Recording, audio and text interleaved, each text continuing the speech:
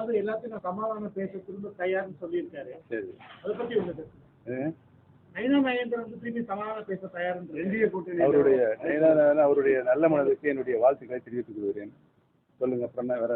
Sir, இப்போ வந்து பாத்தீங்கன்னா இப்போ டிடிவி தினகரன் வந்து எடப்பாடி பழனிசாமி வந்து அவருக்கான ஆதரவே கொடுக்க மாட்டோம் அப்படின்னு சொல்லிட்டு வெளியே போய் சொல்லிட்டாரு. இப்போ உங்களுக்கு அடுத்த ஆப்ஷன்ஸ் என்னவா சார் இருக்கு? யாருக்கு?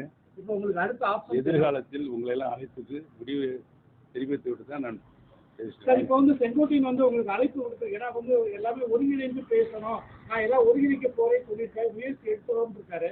இது சம்பந்தமா உங்கள்கிட்ட எதுவும் மாண்புமிகு அண்ணன் செங்கோட்டையனுடைய முயற்சி முழு ஆதரவு, என்னுடைய ஆதரவு இருக்கிறது என்று தெரிவித்து விட்டு அவர் எடுக்கின்ற அனைத்து முயற்சிகளுக்கும் என்னுடைய வாழ்த்துக்களை தெரிவித்துள்ளேன். சார், உங்கள்கிட்ட இது சம்பந்தமா ஏதோ பேசியிருக்காரு?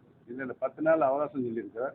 10 நாள் முடிந்த பின்னால் அனைவரையும் கூப்பிட்டு அழைத்து பேசுவார் என்று நினைக்கிறேன். நீங்க அவரை போய் சந்திச்சு அவருக்கு உறுதியாக சந்திப்பேன்.